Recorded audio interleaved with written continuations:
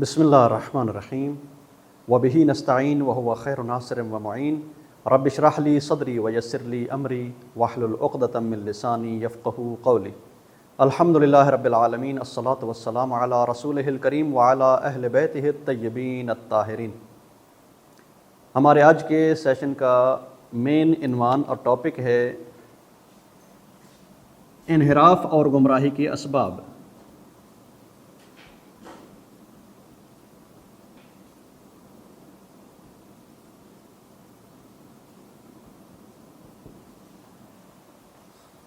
اب تک جو گزشتہ سیشن ہو چکے ہیں، خلاصہ ایک دیکھ لیں اگر ان دروس کا، تو یہ بیان ہوا کہ ہمارے پاس دو طرح کی جہان بینی یا تصور کائنات ہے۔ ایک الہی تصور کائنات اور دوسرا مادی تصور کائنات۔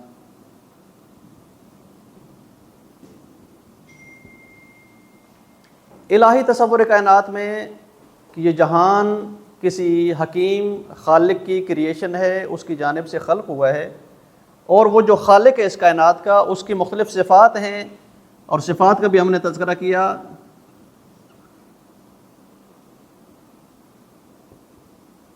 ثبوتی، ذاتی اور فعلی میں۔ ان دروس کے ضمن میں یہ بھی بیان ہوا کہ اللہ تبارک و تعالیٰ کی شناخت اور پہچان ہر انسان کی فطرت کا تقاضا ہے۔ ہر انسان نیچرلی خدا کو پہچانتا ہے، خدا کے قریب ہونا چاہتا ہے، اس کی عبادت کرنا چاہتا ہے، جیسا کہ گزشتہ ادوار تاریخ میں یہ ہمیں نظر آتا ہے کہ ہر قوم کسی نہ کسی معبود کی پرستش کرتی رہی ہے۔ لیکن آج جو سوال ہمارے درپیش ہے وہ یہ ہے کہ اگر خدا سے انس و محبت اور خدا کی عبادت اور اس کی ذات پر ایمان انسان کی فطرت کا حصہ ہے، تو اکثر انسان ہمیں گمراہ نظر کیوں آتے ہیں؟ میجارٹی انسانوں میں ایسی نہیں ہے جو دین کی پابند ہو، جو الہی تصور کائنات پہ پابرجا ہو، جو الہی اصولوں کے مطابق اپنی زندگی بسر کر رہے ہوں۔ اکثریت ایسی نہیں ہے۔ وجوہات کیا ہیں کہ انسان کیوں اس گمراہی کا راستہ اپناتا ہے، کیوں انحرافات میں جاتا ہے اور کیوں راہ حق سے جدا ہوتا ہے؟ اسباب اس میں بے شمار ہیں۔ قرآنی آیات کو دیکھا جائے، احادیث معصومین علیہ السلام کو دیکھا جائے، یا انسانوں کی پریکٹیکل لائف کو بھی دیکھا جائے تو ہمیں بہت سی وجوہات نظر آتی ہیں۔ لیکن جس کتاب کو ہم لے کے چل رہے ہیں، آموزش عقائد آیت اللہ مصباح یزدی کی، وہ اس درس میں 3 مین وجوہات بتاتے ہیں۔ گمراہی کے اسباب میں 3 بڑی وجوہات ہیں۔ ایک انسان کے نفسانی حالات،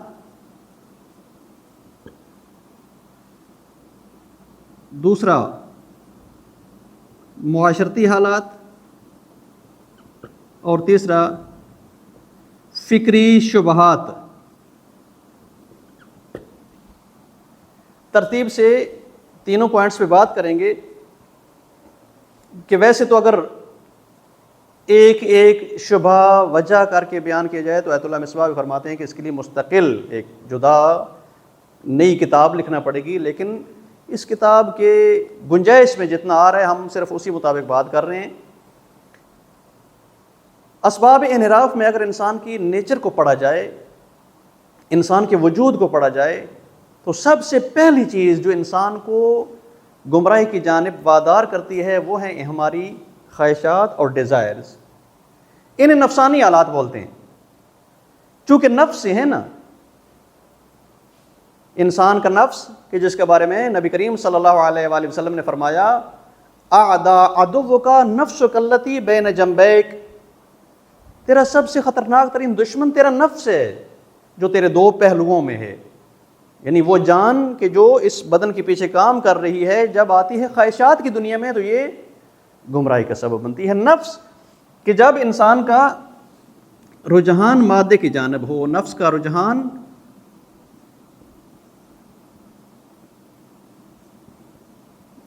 میٹیریل جہان میں ہو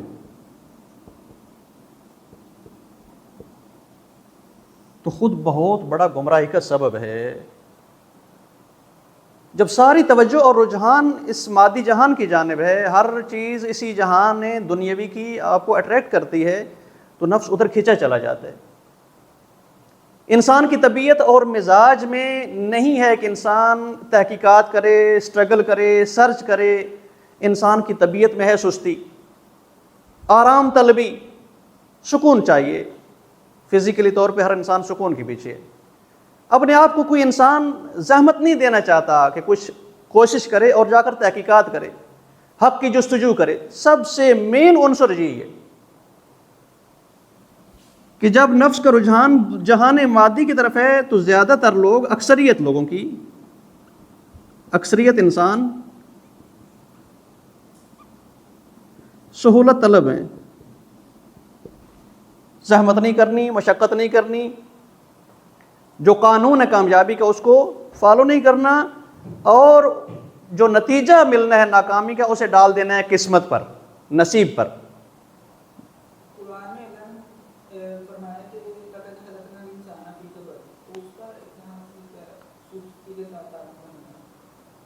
انسان مشکلات میں پیدا ہوا ہے، مشکلات میں تو گھرا ہوا ہے انسان، نیچرلی طور پہ مشکلات میں گھرا ہوا ہے۔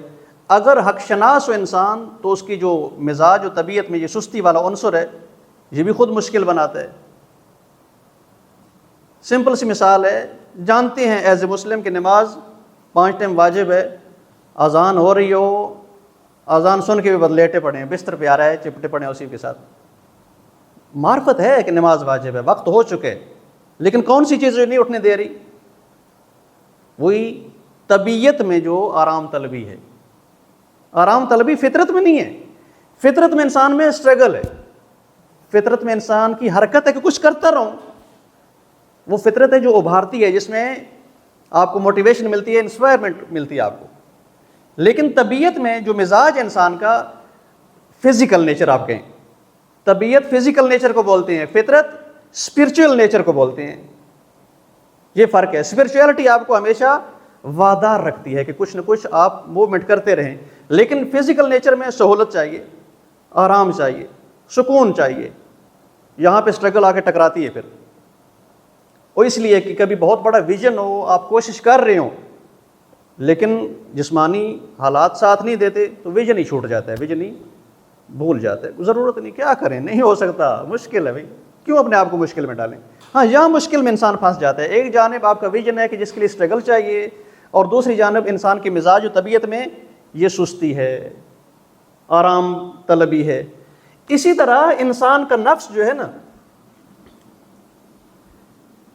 دنیاوی خواہشات اور لذتوں میں مکمل آزادی چاہتا ہے۔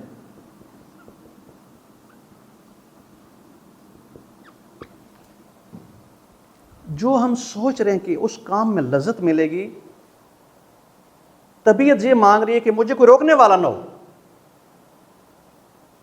جس کام کی جانب اٹریکٹ ہو رہے ہیں، جی چاہ رہے اسی میں لے لوں، کوئی مجھے روکنے والا نہ ہو، جس کے بارے میں قرآن کریم کی بہت پیاری تعبیر ہے، یرید الانسان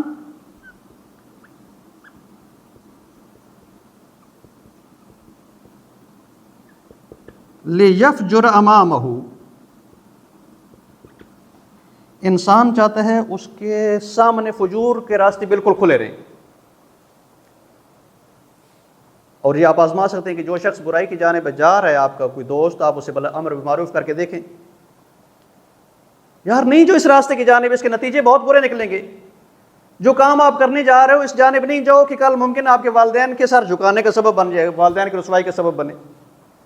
لیکن وہ جو جس دھن میں جا رہا ہے آپ اسے روکیں، الٹا آپ کے گلے فٹ ہو جائے گا۔ یہ طبیعت انسان کی۔ اسی طبیعت میں فرعون بنتا ہے، میرے سامنے راستے کھلے ہوں، کوئی مجھے روکنے والا نہ ہو، منمانی کی زندگی جینا۔ یہ نفسانی حالات میں آ جاتا ہے۔ اور ہر شخص اسی فزیکل ڈیزائرز میں دیکھیں تو فزیکل نیچر میں آزادی طلب ہے۔ کون سی آزادی؟ جسے علماء اخلاق فرماتے ہیں کہ یہ حیوانی آزادی چاہتا ہے، جنگل والی آزادی چاہتا ہے۔ اور شہید مطہری رضوان اللہ تعالیٰ علیہ نے بہت پیاری کتاب اس پہ لکھی، آزادی مانوی کے عنوان سے۔ ایک آزادی وہ ہے جس میں حقیقتاً انسان آزاد ہے، اور ایک آزادی وہ ہے جس میں سوچ رہے کہ میں آزاد ہوں، در حالانکہ جہاں پر خود گرفتار ہو چکا ہے، اسارت میں ہے، قید میں ہے۔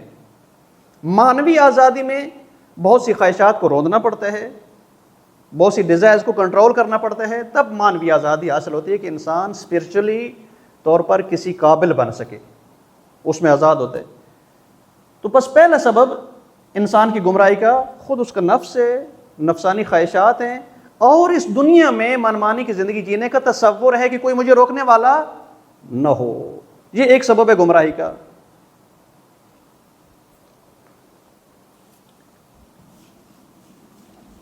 دوسرا سبب ہے معاشرتی حالات۔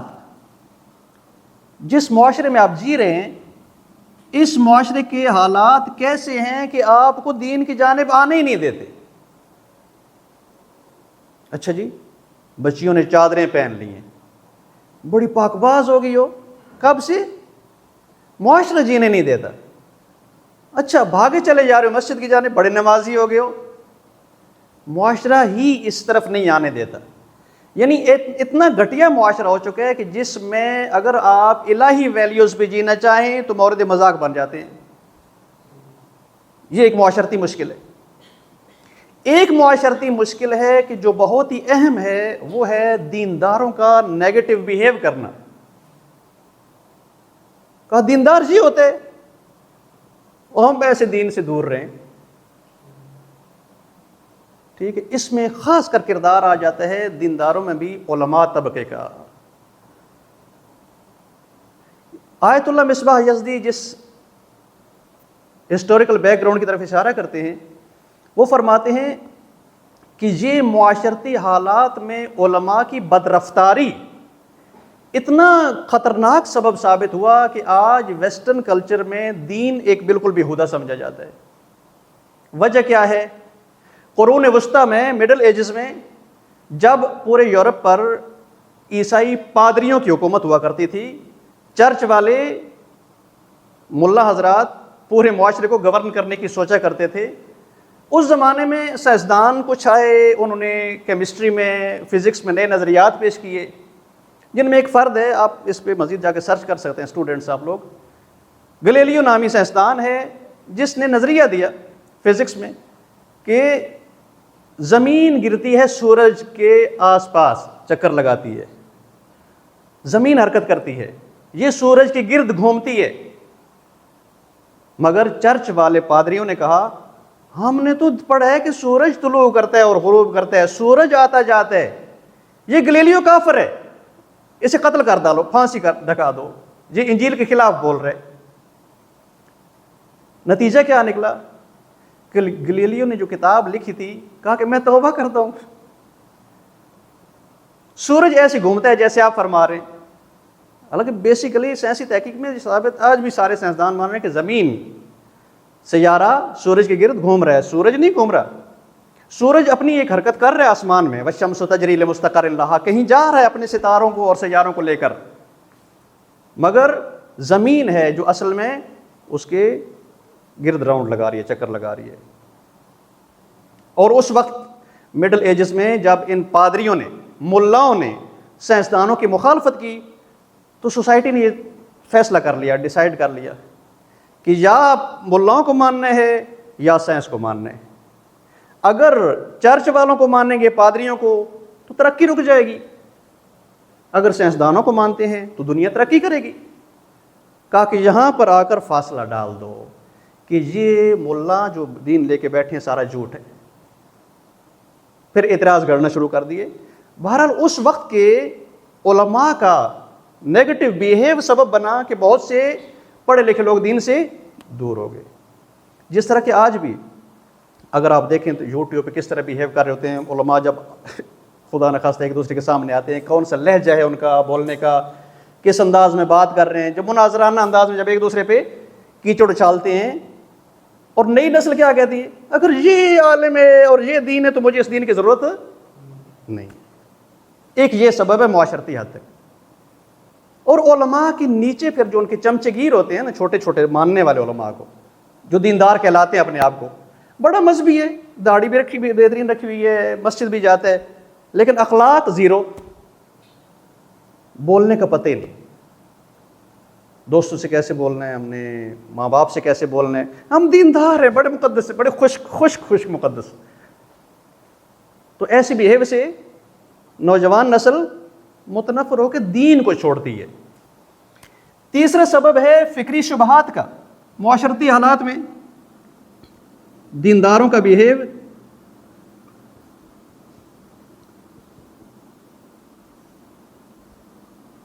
جب معقول نہ ہو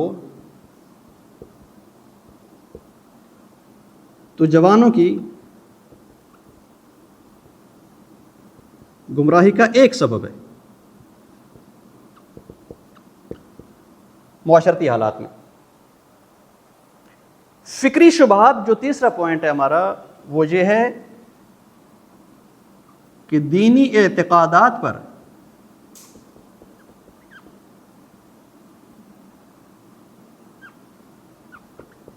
پیش آنے والے اعتراضات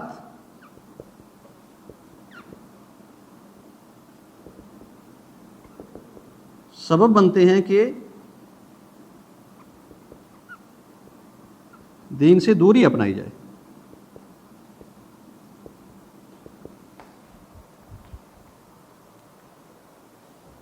سنتے آ رہے ہیں، دینداروں کے گھروں میں پیدا ہوئے ہیں کہ اس کائنات کو کوئی بنانے والا ہے، یہ کائنات بہت ہی بیلنس چل رہی ہے، ہر چیز اس کی بڑے اعتدال میں ہے، بیلنس میں ہے. لیکن کسی ایتھیسٹ نے آ کر شبہ ڈال دیا، بھئی اگر کائنات میں بڑا نظم و ضبط ہے، بڑا کسی حکیم خالق کی یہ ایجاد ہے، تو اس کائنات میں زلزلے کیوں آتے ہیں؟ جب زلزلہ آتا ہے کتنا ویران کر جاتا ہے ہر چیز کو. سیلاب، اتنے بڑے خطرناک سیلاب آتے ہیں، جانیں ضائع ہو جاتی ہیں.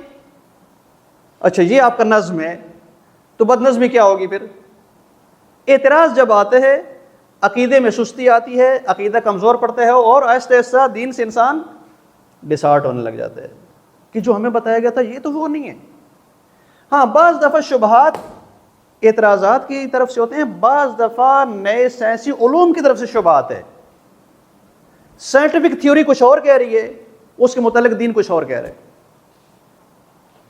اور جو لوگ دین کے اسپیشلسٹ نہیں ہوتے، اپنے جرنل ویو پہ دیکھ رہے ہوتے ہیں کہ دین نے کہا کہ اللہ تعالیٰ نے 6 دنوں میں زمین و آسمان بنائے، اور جب ہم اس کی سائنٹیفک تھیوری دیکھتے ہیں تو کتنے ملین سال لگے ہیں. اب وہ ملین سال مانے سائنس کا یا یہ 6 دن مانے قرآن کا؟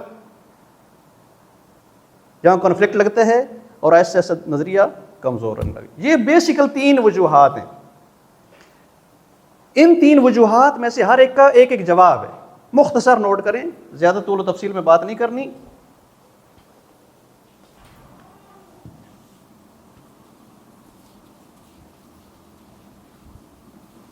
راہ حل: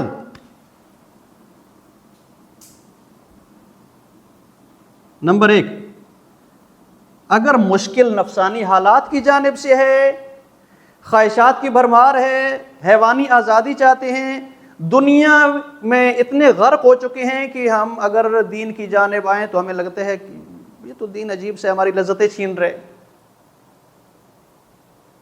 تو اس کا راہ حل یہ ہے کہ دینی تربیت کی جائے.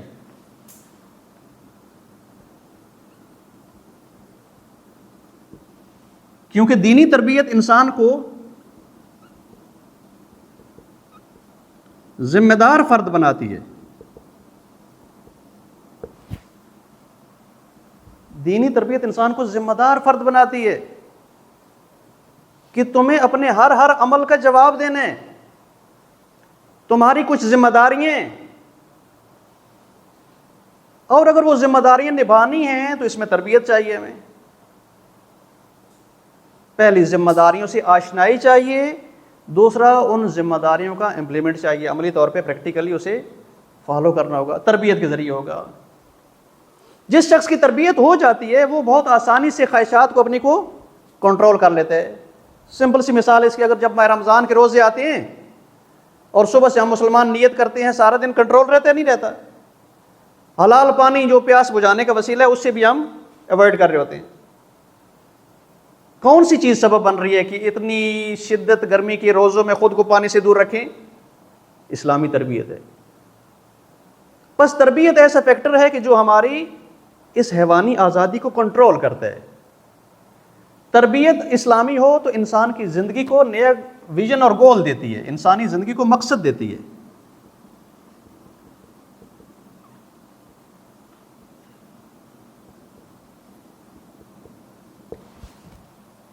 کہ جن ڈیزائرز اور خواہشات کو آپ سمجھ رہے ہیں کہ یہ ہمارے دین اپنانے میں رکاوٹ ہیں، وہ ڈیزائر صرف وسیلہ ہیں ہمارے پاس، مقصد نہیں ہے. یہ ڈیزائرز ہمارے گولز نہیں ہے، جسٹ کیا ہیں؟ ٹولز ہیں، کچھ لینے کے لیے، کچھ حاصل کرنے کے لیے، جہاں دنیا میں زندگی گزارنے کے لیے.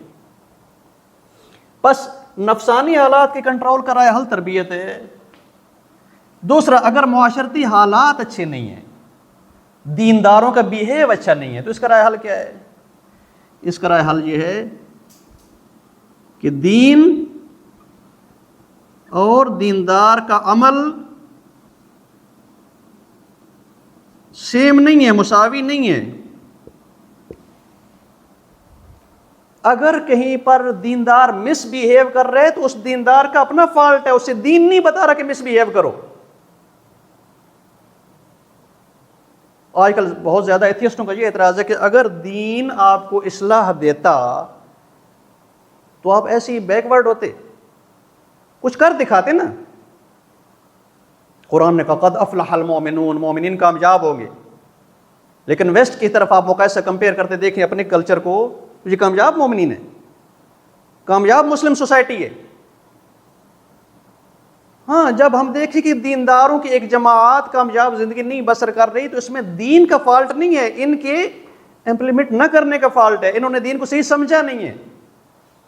بس دین اور چیز ہے اور دینداروں کا مس بیہیو اور چیز ہے. دو چیزیں ہیں، ایک سیم نہیں ہے کہ ہم کسی دیندار کا مس بیہیو دیکھ کر دین سے نفرت کرنے لگ جائیں. نہیں، دین وہ ہے جو قرآن کریم کی تعلیمات میں ہے، دین وہ ہے جو حضرت محمد مصطفیٰ صلی اللہ علیہ وآلہ وسلم کی سیرت میں ہے، دین وہ ہے جو ائمہ معصومین کے اقوال میں ہے. آج کے مسلم کا عمل دین نہیں ہے.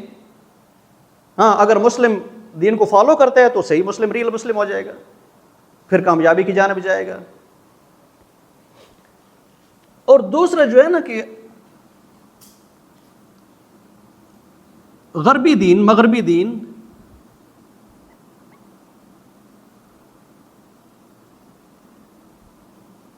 کی تحریف ہم اپنے اسلام پہ نہیں لا سکتے.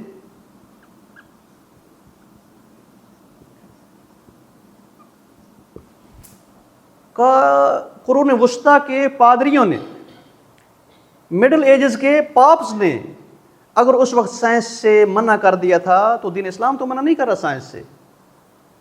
دین اسلام تو وزڈم کی جانب بلاتا ہے. اپنے نبی کو خدا نے یہ حکم دیا، ادع الی سبیل ربک بالحکمہ، وزڈم کے ذریعے بولو.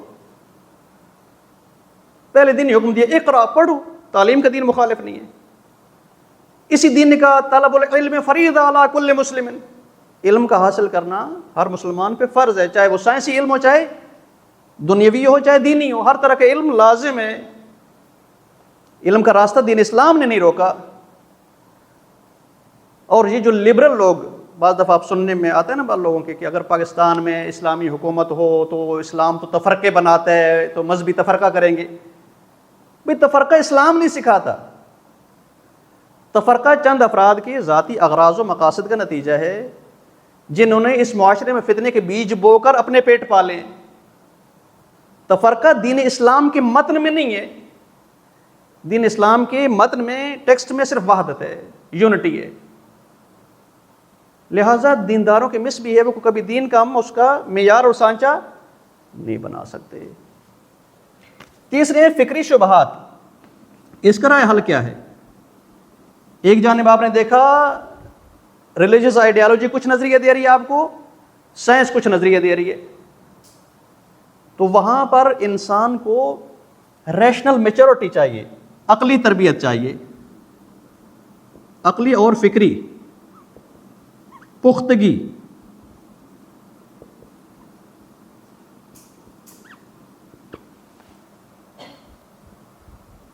صحیح عقلی طور پہ دین سیکھنا، اس کے آرگومنٹ سیکھنا، تاکہ کوئی شبہ اعتراض پیش آئے تو اسے ریجیکٹ کیا جا سکے۔ یہ رائے حل ہے کہ جب گمراہی کے اسباب ہمیں کہیں نظر آ رہے ہوں تو اس کا مطلب یہ نہیں ہے کہ گمراہی کے طوفان میں ہی بہتے چلے جانا ہے، بلکہ اس گمراہی کا سبب ڈھونڈ کر اس کا معالجہ کرنا پڑے گا۔ سیم اسی طرح جس طرح کوئی مریض ہوتا ہے تو یہ نہیں کہتا کہ بس ہم نے مرنا ہے، چل بسیں گے، ایک دن تو مرنا ہی ہے، علاج کیا کرنا ہے، ٹریٹ کیا کروانا ہے، کیوں جائے خواہ مخواہ ڈاکٹر کے پاس؟ نہیں، یہ عقلی نہیں ہے کام۔ جس طرح مریض کو مرض لاحق ہوتی ہے، وہ اپنی مرض کی تشخیص کے لیے ڈاکٹر کے پاس جاتا ہے، معالج کے پاس معالجہ کروانے تاکہ ٹھیک ہو جائے۔ اسی طرح اگر کہیں پر گمراہی کا سبب کوئی پیش آ رہا ہے کہ جو انحراف کا سبب بن جائے گا، تو وہاں پر عاقل انسان کا وظیفہ کیا ہے؟ سبب کی تشخیص دے اور اس سبب کو ریموو کرنے کی کوشش کرے۔ پس گمراہی کے اسباب میں مین 3 ہو گئے ہمارے پاس اسباب، یا نفسانی حالات ہیں، خواہشات اور دنیاوی ڈیزائرز، یا معاشرتی حالات ہیں، دینداروں کا مس بیہیو، یا دینی افکار میں آنے والے شبہات ہیں، وسوسے ہیں۔ ان تینوں کا جدا جدا رائے حل ہے کہ اگر دنیاوی ڈیزائرز گمراہی کا سبب بن رہی ہیں تو وہاں پہ دینی تربیت راستہ روکتی ہے گمراہی کا۔ اگر معاشرتی حالات گمراہی کا انحراف کا سبب بن رہے ہیں تو وہاں پر آ کر دین اور دیندار کے عمل میں فرق کرنا ہوگا، ہمیں سمجھنا ہوگا کہ دین یہ نہیں جو دیندار کر رہے ہیں، دین وہ ہے جو اللہ تعالیٰ نے وحی کے ذریعے اتارا ہے۔ اگر یہ مس بیہیو کرے تو اس کا فالٹ ہے، دین کا فالٹ نہیں ہے۔ اگر کہیں پر آپ کو مذہبی لوگ، داڑھی رکھے ہوئے لوگ متشدد نظر آتے ہیں تو اس کا فالٹ ہے، اس متشدد کا فالٹ ہے، ورنہ دین میں شدت نہیں ہے۔ دین تو ہے رحمت، کہ نبی کریم صلی اللہ علیہ وآلہ وسلم کے بارے میں قرآن کریم نے فرمایا محمد والذین آمنوا معہ اشداء علی الکفار ورحماء بینہم۔ جس طرح نبی رحمت ہے کائنات کے لیے، نبی کے ماننے والے بھی ایک دوسرے کے لیے آپس کے لیے رحمت ہیں۔ اور تیسرا کہ جب فکری شبہات ہوں تو لاجیکلی پہلے اپنے بلیفز دیکھیں، ان کے آرگیومنٹ دیکھیں، سیکھیں، دیکھیں نہیں سیکھیں۔ یہ بھی ایک ریشنلی ٹریننگ ہو جائے گی۔ یہ پروسیس ہیں تربیت کے، عقلی تربیت کے، عقلی اور فکری تربیت حاصل ہو جائے انسان کو تو پھر شبہات پیش آنے میں انسان گمراہ نہیں ہوتا، ایمان متزلزل نہیں ہوتا، ایمان و اطاعت اور دینداری کمزور نہیں پڑتی۔ وصلی اللہ علی محمد وآلہ الطیبین۔